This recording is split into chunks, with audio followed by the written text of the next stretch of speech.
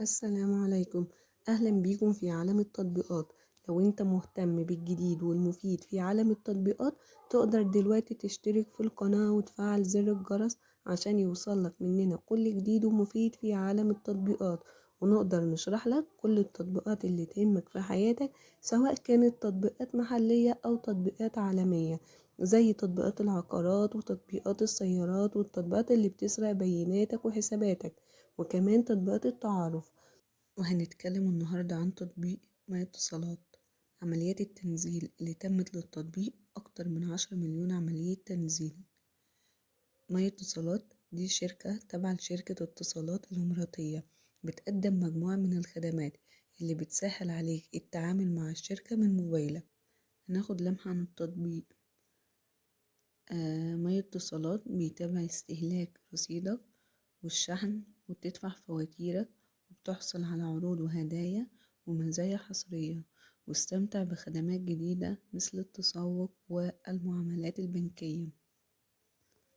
طبعا الفيدباك على ما اتصالات كويسة جدا، وكمان تقدر من خلالها ان انت تشحن رصيدك وتدفع فواتيرك وتشتري باقات انترنت وتتابع استهلاكك وتشوف عروض الشركة الحالية، وكمان بيوفر لك خدمة عملاء والدعم الفني اللي بتحتاجه في أسرع وقت.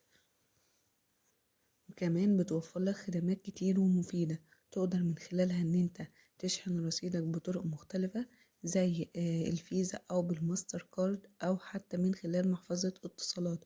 وكمان تقدر ان انت من خلال ما اتصالات بتتابع استهلاكك من دقايق وإنترنت ورسائل بسهولة. ولو عندك باقة إنترنت بتقدر إن أنت تشوف التفاصيل بتاعتها وبتجددها من خلال التطبيق. ولو عندك أي استفسارات أو شكاوي بتلاقي خدمة العملاء وبيرد عليكم وبيرد في أسرع وقت. وكمان ما اتصالات بيوفر باقات إنترنت إضافية وتقدر إن أنت تشتريها وتشترك في الخدمات الرقمية بتاعتها.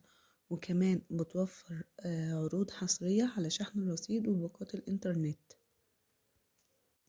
أتمنى أكون وصلت التطبيق بشكل سهل وبسيط، وياريت بعد تحميل التطبيق كل واحد يقول رأيه في التعليقات، سواء كانت تعليقات إيجابية أو تعليقات سلبية، عشان كلنا نستفيد. أتمنى الاشتراك في القناة وتفعلوا زر الجرس عشان يوصلك كل جديد ومفيد في عالمنا عالم التطبيقات، أو التواصل معنا بشكل مباشر على صفحتنا على الفيسبوك، صفحة مراجع برامج. ولو في أي تطبيقات محتاج في أي وقت نتكلم عنها ممكن تكتبها في التعليقات، وهيتم فورا شرح البرنامج.